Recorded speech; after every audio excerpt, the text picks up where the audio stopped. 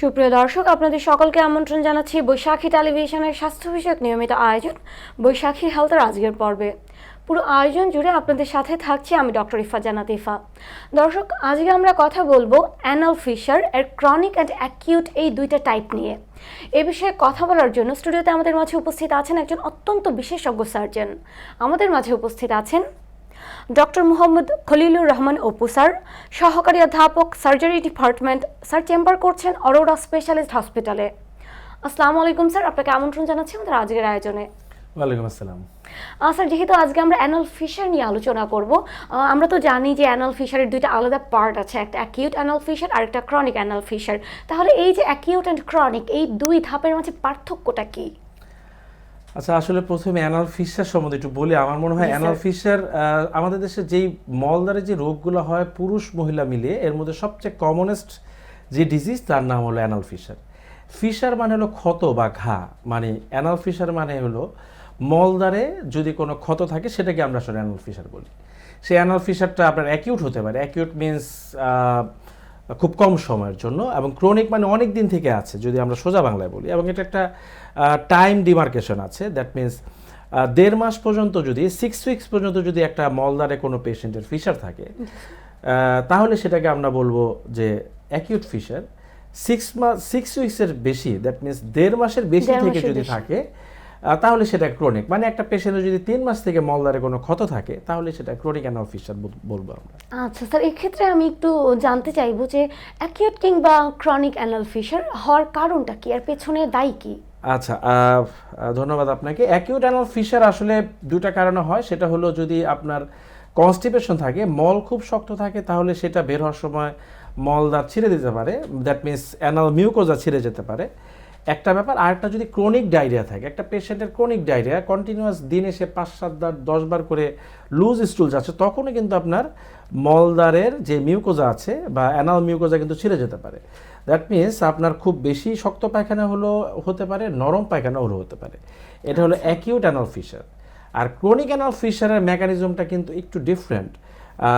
যখন অ্যাকিউট ফিশারটা 6 সপ্তাহ বেশি পারসিস্ট করে তখন যেহেতু আমরা বলছি ক্রনিক, এবং সেই ক্ষেত্রে কিন্তু জটিল কিছু ব্যাপার আছে। যেমন আমরা আমাদের দেখা গেছে যে গবেষণায় দেখা গেছে যে নাইট্রিক অক্সাইড সিনথেইজ বলে একটা এনজাইম আছে, এটা যেসব পেশেন্টের শরীরে অভাব থাকে তাদেরটাই ক্রনিকের দিকে বেশি যায়।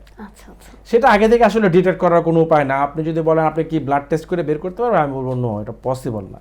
তবে ক্রনিক অ্যানাল ফিশার ওই সমস্ত পেশেন্টের যদি অ্যাকিউটটা ঠিকমতো ট্রিটমেন্ট না হয়, কন্টিনিউয়াস কনস্টিপেশন থাকে, কন্টিনিউয়াস লুজ মোশন থাকে, তাহলে তো ক্রনিকের দিকে যাওয়ার চান্স থাকেই। আচ্ছা স্যার, এক্ষেত্রে একটু জানতে চাইবো যে অ্যানাল ফিশারের লক্ষণগুলো কি কি? যদিও আপনি অনেকগুলো বলে ফেলেছেন, তারপরও আমি আসলে লক্ষণগুলো সম্পর্কে একটু জানতে চাইবো, কারণ সাধারণ মানুষের জিজ্ঞাসা থাকে যে আসলে কি কি লক্ষণ দেখা দিলে আমি একজন ডক্টরের কাছে যাব বা আমার অ্যানাল ফিশার হয়েছে বলে আমি ধারণা করব।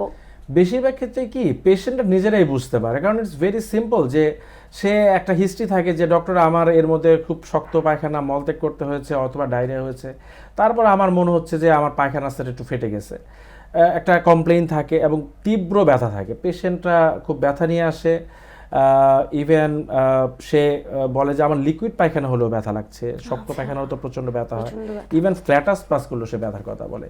তার কিন্তু প্রাইমারি কমপ্লেইন থাকে ব্যথা, সাথে ব্লিডিং। যেই ব্লিডিংটা সেটার মধ্যে কিন্তু সে বলে যে আমার আসলে খুব কম পরিমাণ রক্ত যায়, হয়তো বা টিস্যুর সাথে একটু লেগে থাকে। কিছু কিছু পেশেন্ট কিন্তু আপনার বলতে পারে যে না আমার অনেক ব্লিডিংও যায়, যদিও সেটা একটু আনইউজুয়াল। আর মল থেকে সমস্যা হচ্ছে, মল থেকে সময় মনে হয় যে পায়খানা রাস্তার মুখ ধরে রাখছে, repeated feeling of incomplete evacuation আমরা বলি, মানে মল ত্যাগ করে মনে হচ্ছে যে না আমার মনে হয় একটু রয়ে গেছে, কারণ যেহেতু ওর পুরোপুরি ক্লিয়ারলি পায়খানা হচ্ছে না, সেই ক্ষেত্রে এই প্রবলেমগুলো নিয়ে আসতে পারে। এবং ক্রনিক অ্যানাল ফিশারের মধ্যে দেখা যায় যে পেশেন্ট তেমন সিমটম অনেক সময় থাকে না, শুধু অ্যানাল ইচিং। সে শুধু বলবে যে আমার কিন্তু মলত্যাগ করার নর্মাল সময়ে দেখা গেলো আমার পায়খানা রাস্তা খুব চুলকাচ্ছে এবং পায়খানা রাস্তা একটা চামড়া বা একটা মাংসের মতো বেরোয় আছে। ক্রনিক অ্যানাল ফিশারের ফিচার মূলত এইরকম থাকে। আর অ্যাকিউটের ক্ষেত্রে যেটা বললাম, তীব্র ব্যথা, ব্লিডিং থাকে আর কি। আচ্ছা স্যার, অনেক পেশেন্ট তো আছেন যারা আসলে কমপ্লেইন করেন যে লম্বা সময় ধরে ওনারা এই যে মলদ্বারের যে ইচিংয়ের কথাটা আপনি বললেন, চুলকানির কথাটা বললেন, এটাতে তারা ভোগেন। ইভেন তাদের যে অন্তর্বাস আমরা বলবো বা অন্তর্বস্ত্র যেটা থাকে সেখানেও দেখা যাচ্ছে অনেক সময় অনেক ধরনের তরল পদার্থ থাকে, কিন্তু তারা লজ্জাবশত ডক্টরের কাছে আসতে চান না। এখানে মেল ফিমেল বোথ আছে, ইভেনচুয়ালি ওই জায়গাটাতে আস্তে আস্তে ক্ষত তৈরি হয়। এটা কি আসলে অ্যানাল ফিশারের লক্ষণ? হ্যাঁ, এটা ক্রনিক অ্যানাল ফিশার তো আমি আপনাকে বললামই যে একটা ক্ষত থেকে যায় এবং এখানের মধ্যে একটা সেন্টিনাল ট্যাগ বা স্কিন ট্যাগ থাকে এবং এখানে যদি একটা পারসিস্টেন্ট ক্ষত থাকে, সো ওই জায়গাটা কিন্তু আসলে একটু ভেজা ভেজা থাকে। সেই ক্ষেত্রে আন্ডারগার্মেন্টে একটু পেইন্টেড হতেই পারে এবং কন্টিনিউয়াস ইচিং থাকে এবং ওই পেশেন্টগুলো দেখা যায় যে তারা মনে করে তাদের ক্রিমি হয়েছে বা কোনো রকম ওয়ার্ম এর আক্রমণের জন্য তারা এই কষ্টগুলো করতেছে, বাট বেসিক্যালি তারা যদি একজন সার্জন, কোলোরেক্টাল সার্জনের কাছে যায়, তার মলদারটা পরীক্ষা করলেই কিন্তু সেটা দেখা যায়। এবং আমাদের দেশে মহিলাদের ক্ষেত্রে একটা বিশাল অংশ এই প্রবলেমটায় ভুগেন, কারণ ওনারা খুব অস্বস্তি বোধ করেন তাদের রোগ সম্বন্ধে। পুরুষ ডক্টরের কাছে ফ্যামিলি মেম্বারের কাছেও কিন্তু বলতে খুব অস্বস্তি বোধ করেন যে আমি এরকম একটা প্রবলেম ফেস করছি।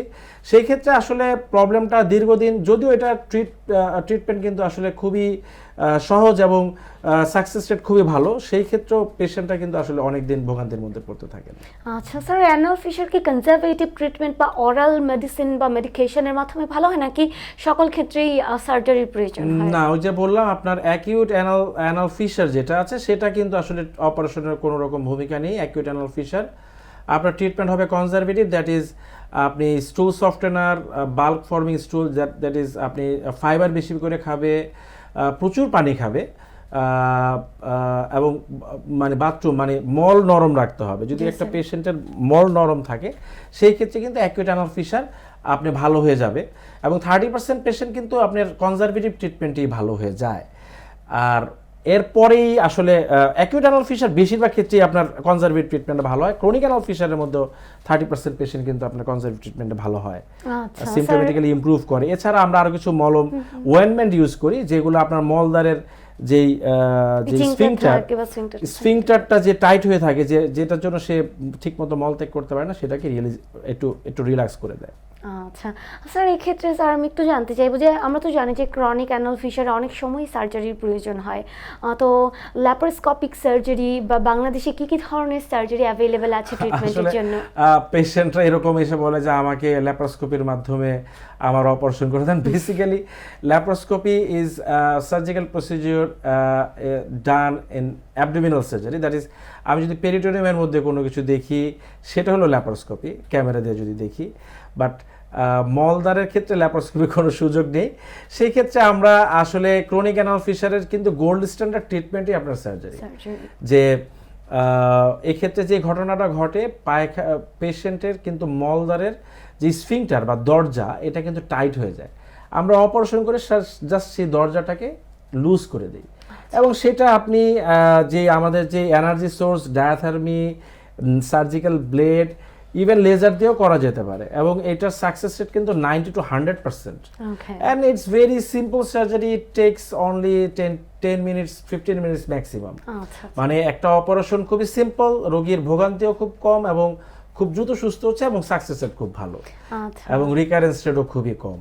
আচ্ছা স্যার, আমরা তো জানি যে এটা একটি ফিমেল প্রিডমিনেন্ট ডিজিজ এবং আমাদের দেশে আসলে মায়েরা বোনেরা এই রোগে অনেক বেশি আক্রান্ত হন এবং তারা লজ্জাবশত কাউকে বলতে চান না। স্যার, তাদের সচেতনতা বৃদ্ধির উদ্দেশ্যে আপনি কি বলতে চান? আসলে সচেতনতা সবসময় আসে যে অ্যানাল ফিশার যেই ব্যাপারগুলো বলেছি, যে আপনার যেন মল বা পায়খানা যদি যেন শক্ত না হয়, আপনি প্রচুর পানি খেতে হবে, শাকসবজি খেতে হবে, ফলমূল খেতে হবে এবং সবসময় মাথায় রাখতে হবে যেন কোনোভাবে মল শক্ত না হয়। সেই ব্যাপারটা যদি মাথায় রাখা যায় তাহলেই কিন্তু অ্যানাল ফিশার অনেকখানি প্রিভেন্ট করা সম্ভব। এবং ক্রনিক ডায়রিয়ার পেশেন্ট যারা আছে, দীর্ঘদিন থেকে ডায়রিয়া হচ্ছে, সেসব পেশেন্টে কিন্তু অবশ্যই ডাক্তারের শরণাপন্ন হতে হবে কেন তার ডায়রিয়া হচ্ছে, অথবা ক্রনিক কনস্টিপেশন, অনেকদিন থেকে তার কনস্টিপেশন আছে, তাদেরও আসলে ডাক্তারের শরণাপন্ন হয়ে কনস্টিপেশন প্রিভেন্ট করতে পারলে, ডায়রিয়া প্রিভেন্ট করতে পারলে কিন্তু অ্যানাল ফিশার অনেকখানি প্রিভেন্ট করা সম্ভব। স্যার, আপনাকে অসংখ্য ধন্যবাদ আপনার শত ব্যস্ততার মাঝে আমাদের সময় দেওয়ার জন্য। ধন্যবাদ। সুপ্রিয় দর্শক, এই মুহূর্তে আমরা অনুষ্ঠানের একেবারে শেষ পর্যায়ে চলে এসেছি। পরবর্তী পর্ব দেখার আমন্ত্রণ জানিয়ে বিদায় নিচ্ছি। সুস্থ থাকবেন, ভালো থাকবেন, আল্লাহ হাফেজ।